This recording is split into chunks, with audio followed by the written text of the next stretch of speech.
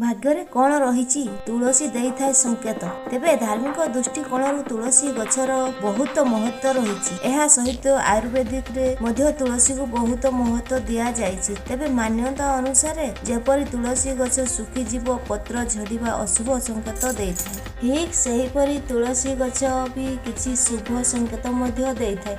ଏହି ସଂକେତରୁ ଜଣାପଡ଼ିଯାଏ କି ବ୍ୟକ୍ତି ଜୀବନରେ ଅନେକ ସୁଖ ସମୃଦ୍ଧି ଭରିଯିବ। ତେବେ ଆସନ୍ତୁ ଜାଣିବା ତୁଳସୀ ଗଛର 3ଟି ମହତ୍ତ୍ୱ। ଜାଣିବା ପାଇଁ ଭିଡ଼ିଓଟିକୁ ଶେଷ ପର୍ଯ୍ୟନ୍ତ ଦେଖନ୍ତୁ। ଚ୍ୟାନେଲକୁ ନୂଆ କରି ଆସିଥିଲେ ସବସ୍କ୍ରାଇବ୍ କରି ଦିଅନ୍ତୁ। ତେବେ ଯଦି ଆପଣଙ୍କ ଘରେ ତୁଳସୀ ଗଛ ଅଚାନକ ସବୁଜମାରେ ଭରିଯାଏ, ପରିପୂର୍ଣ୍ଣ ଦେଖାଯିବ, ତେବେ ଜାଣିବେ ଏହା ଏକ ବଡ଼ ସଂକେତ ପ୍ରଦାନ କରୁଛି। ଏହାର ଅର୍ଥ ଆପଣଙ୍କ ଘରକୁ କିଛି ଖୁସି ଖବର ଆସିବାର, ଏହା ସହିତ ମା ଲକ୍ଷ୍ମୀଙ୍କ ଓ ଭଗବାନ ବିଷ୍ଣୁଙ୍କ ଅପାର ଆଶୀର୍ବାଦ ମିଳିପାରେ।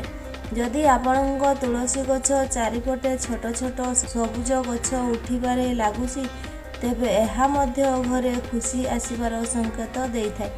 ଏହାର ଅର୍ଥ ମା ଲକ୍ଷ୍ମୀ ଆପଣଙ୍କ ଉପରେ ପ୍ରସନ୍ନ ହୋଇଛନ୍ତି ଓ ଆପଣଙ୍କୁ ଧନ ଲାଭ ହେବ। ତୁଳସୀ ନିକଟରେ ଦୁବ ଘାସ ଉଠିବା ମଧ୍ୟ ଧନ ଲାଭର ସଂକେତ ହୋଇଥାଏ। ତୁଳସୀ ସହିତ ଏଥିରେ ବାହାରୁଥିବା ଜଟାରୁ ମଧ୍ୟ ବିଶେଷ ଲାଭ ମିଳିଥାଏ। ଯଦି ଆପଣଙ୍କ ତୁଳସୀରେ ଜଟା ଆସିବାର ଦେଖିବେ, ତେବେ ଜାଣିବେ ଏହା ଧନ ସମୃଦ୍ଧି ବୃଦ୍ଧିର ସଂକେତ ଅଟେ। ଏହି ତୁଳସୀ ଜଟାକୁ ଭଗବାନ ବିଷ୍ଣୁ ମା ଲକ୍ଷ୍ମୀଙ୍କ ପୂଜାରେ ଅର୍ପଣ କରିବା ଉଚିତ। ଏହାଦ୍ୱାରା ଆପଣଙ୍କୁ ଭଗବାନ ବିଷ୍ଣୁ ଓ ମା ଲକ୍ଷ୍ମୀଙ୍କ ଅଶେଷ କୃପା ମିଳିବ।